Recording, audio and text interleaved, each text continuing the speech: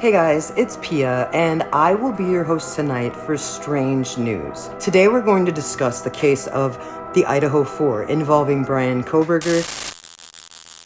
I warned you.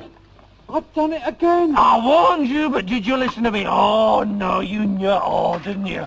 Oh,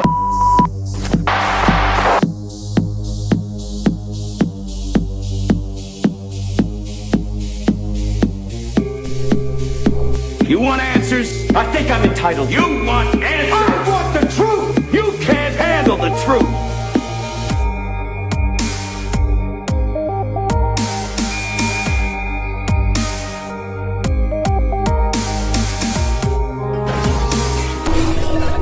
Order in the court. And now here's Pia with the latest update.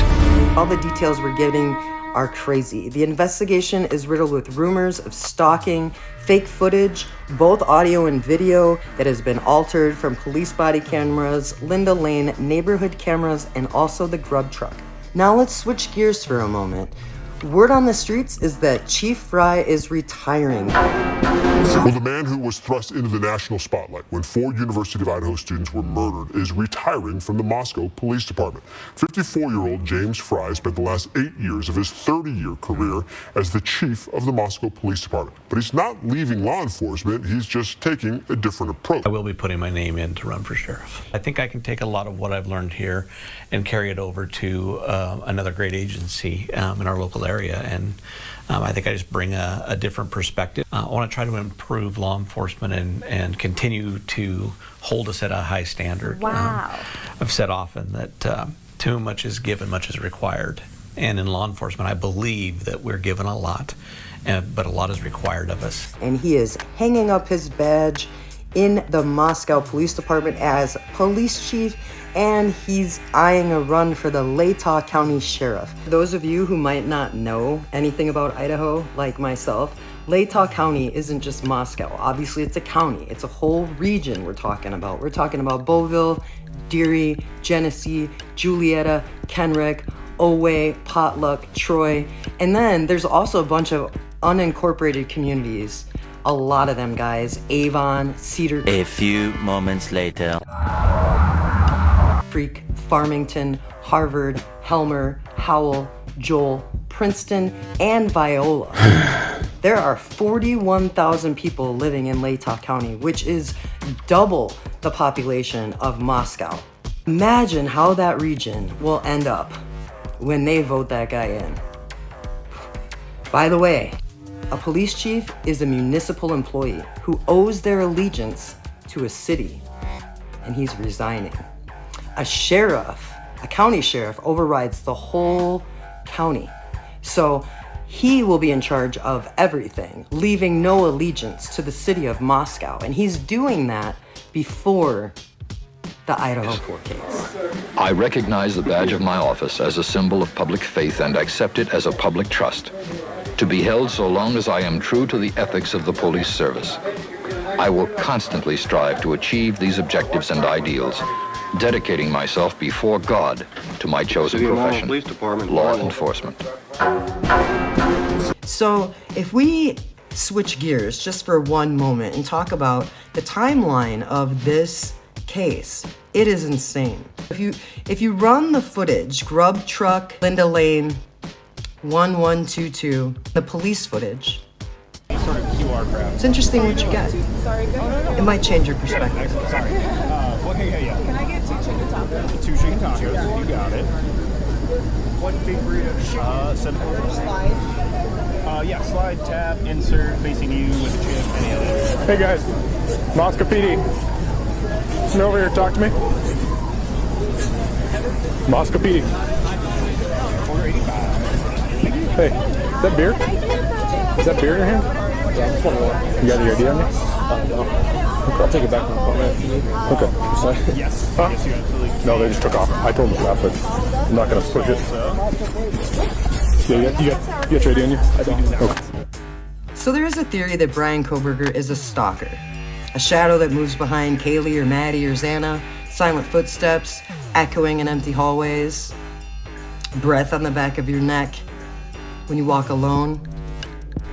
A stalker is like the embodiment of your darkest nightmares, preying on every move with a chilling intent, whatever the intent may be. They know your habits, they know your secrets, and they use this to instill fear and intimidate their victims and leave them feeling trapped and helpless. Nobody should take stalking lightly, guys. Never, ever, ever, ever take stalking lightly if you feel somebody's stalking you. It's a relentless force, and you need to consider your sense of security. You can do this by protecting yourself, using the buddy system when you go out in public in the dark, being well aware of your surroundings, carrying some kind of protection, or not going places where you're unfamiliar with people. It's important, though, to note that when you misidentify somebody as a stalker, it's super harmful to their lives.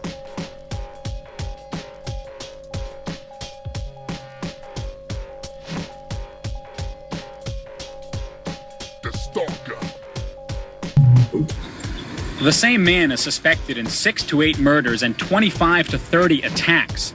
The latest victim, a 35-year-old man, shot in the head last Thursday. Now dubbed the Night Stalker, the crime spree covers 50 miles. The suspect varies the time, place, and type of attack, but he always enters through an open door or window. I'm afraid for everybody, elderly, young, everybody. I've been very apprehensive. I keep my doors locked and my guns loaded. I can spray you right now. You better turn around. Why would you hurt me? I'm not hurting you. It's water. See?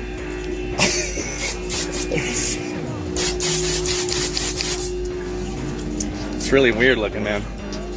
Does that feel good?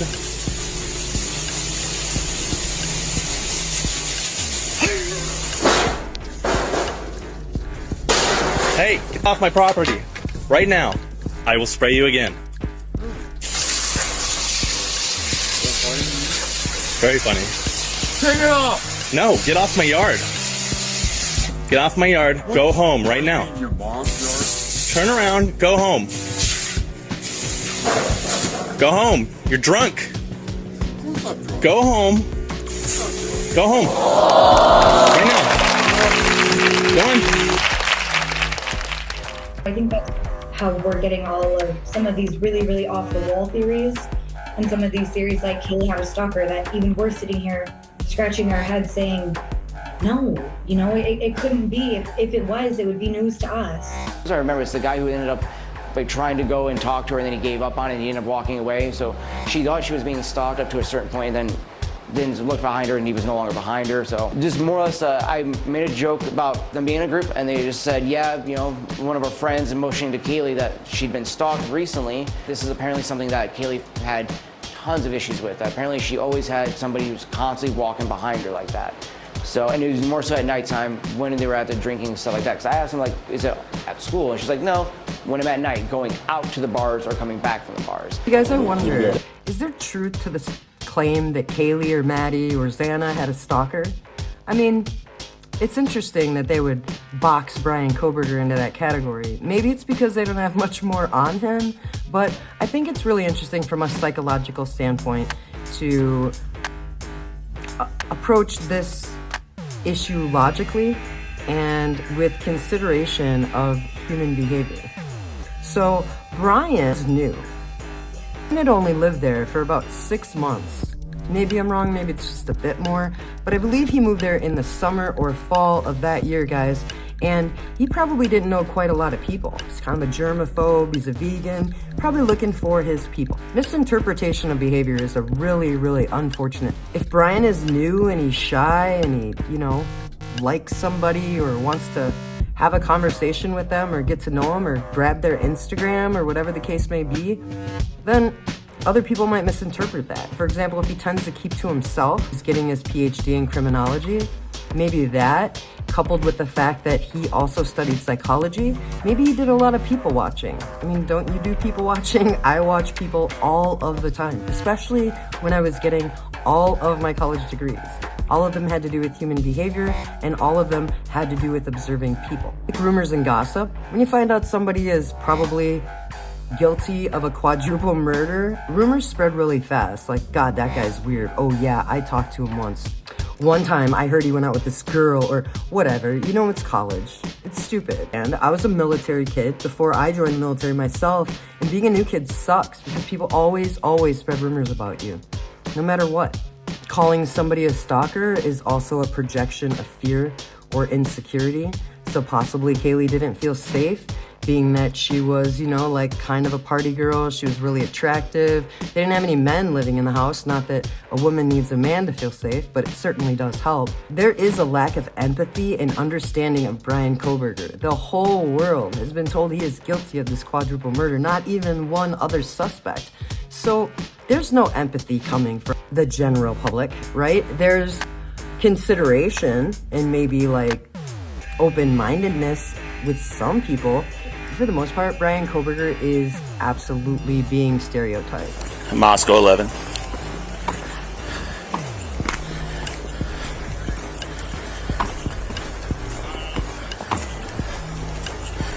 I'm still on the department channel. Moscow 111.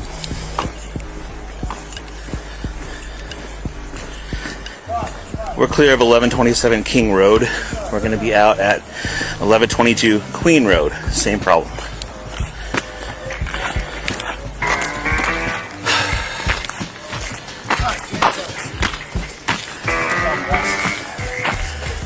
Hey guys, can you send someone out who lives here, please?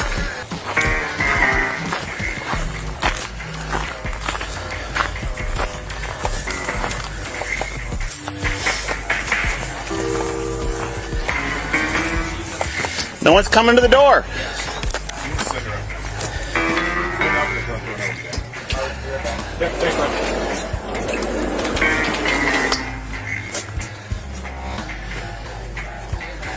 Yeah, I took one look at that speaker. I said,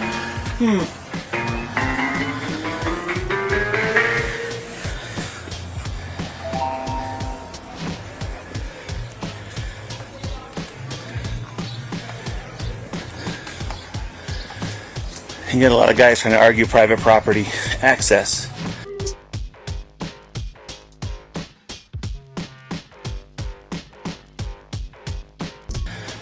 the way I've always done it, and correct me if I'm wrong, was the way I did it there. Find one responsible, have everyone else hold them accountable. If I gotta come back here, they're getting the ticket.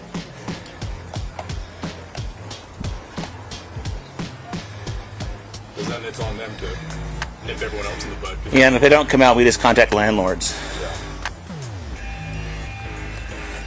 Or we come back the next day or the next time you work. Yeah. And just note that lack of cooperation does not go a long ways with us. Yeah.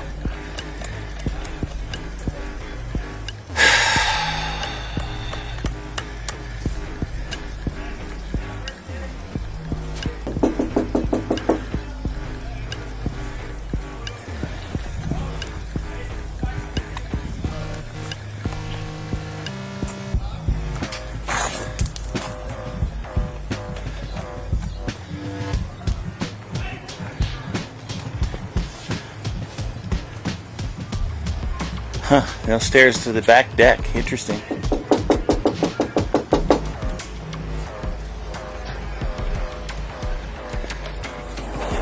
How are you? Good, how are you? Good. Is this your place? Yeah. Perfect. You know why we're here? I assume noise. Noise, yeah. Yeah. Big speaker right there. Yeah. Nothing against having a party. Once neighbors start calling in, they have an issue. Fair. You go to school? Yeah, thank you. I appreciate it. Yeah. That being said, warnings. Don't do it again. Yep. I'd hate to come back in a few hours and then have to issue it. So, Yeah. any questions for me? No. All right. Have a great rest of your day. Take care. All right, guys, so we're checking out the footage where the license plate is intentionally obscured, possibly by ink blots or other editing techniques. We're not sure why they did this. This could have been done for various reasons. As they're walking around with their body cameras, they are well aware not to show the license plate because they want to maintain their anonymity or security. People don't want to know which car is the undercover car because at least they have a very dangerous job. It's important to note that intentional obscuring can make it challenging. Good to go. Have a safe rest of your night, man. Nice, sick, fresh shit out, man.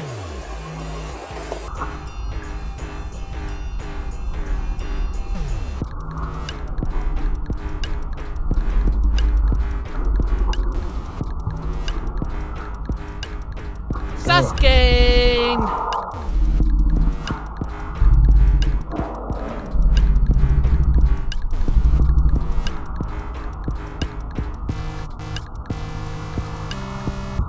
You guys got a glimpse at the undercover police officer's vehicle. If you did and you saw the plate on the front, let me know. If you saw that there was not a plate on the front, I wanted to see if the plate would match up with an Idaho plate. Some states you have to have front plates, some states you don't have to have front plates. We were going through the footage and trying to discern, maybe is this a rental car that they use so that people don't know that they're undercover police, that they made sure you couldn't see if there was a front plate or not, as well as the license plate. Okay guys, so we have discussed many times the fact that there are tunnels underneath cities. Well, they have said that there are no tunnels underneath this house. So what was that little room down there? Do they have basements in Idaho? Was it a panic room? I think we're all kind of from the same era. Do you guys remember that movie with Jodie Foster called Panic Room? If you're unfamiliar, a panic room is absolutely essential for your safety. If you don't have a panic room and you own your own house, you might want to consider getting one. Because you can set a timer, guys, in case of an emergency. You can run down, usually it's in a basement, sometimes it's in a hidden room, but a panic room is designed to allow you to be secluded from any kind of danger that comes into your house. So I'm wondering if maybe that little room down there was used for hazing, or if it's a panic room, and that might explain the 8-hour delay. I mean, 8 hours? That's a long time. Take what you want and get out of my house! What we want is in that room.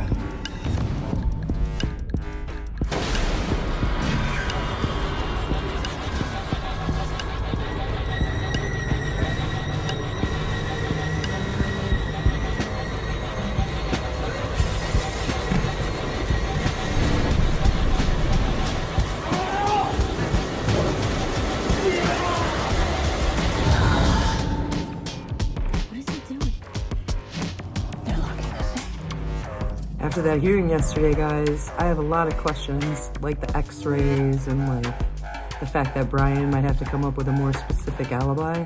That is very, very interesting.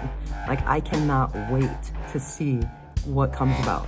There has not been any kind of resolution as far as any kind of set dates for anything.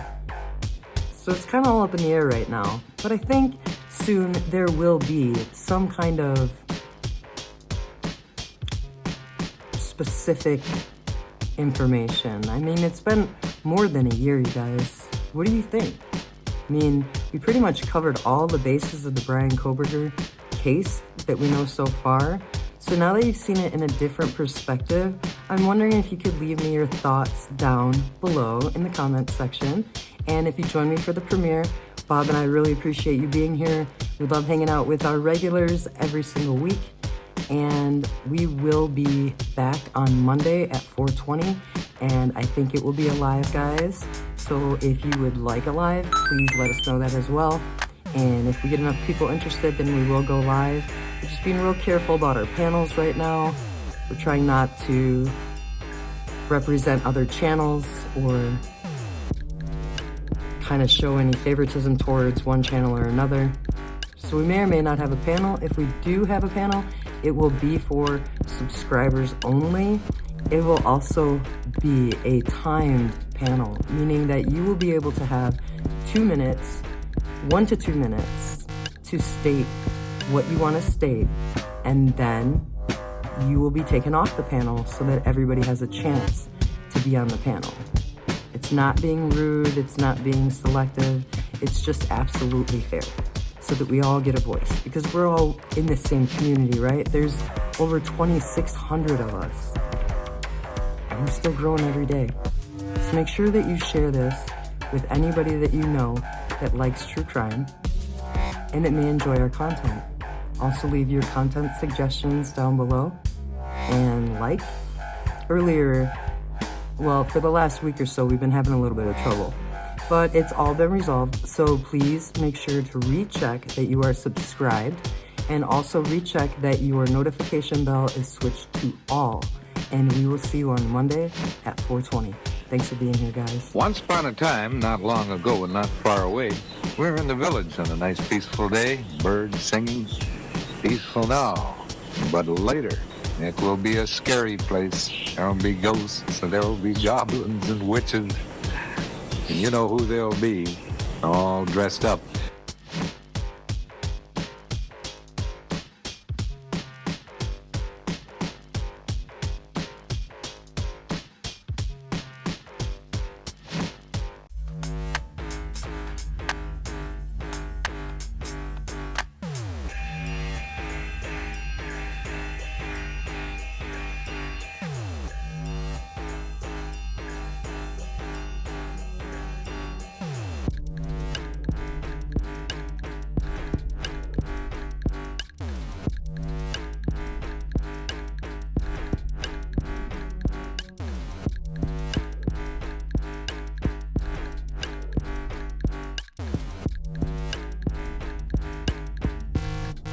We gotta figure this out, guys.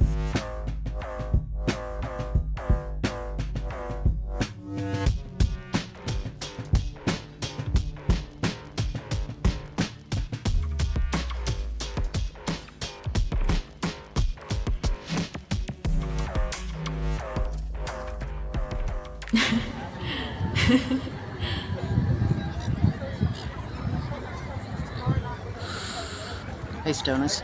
420, strange suspicion. Puff, puff, pass.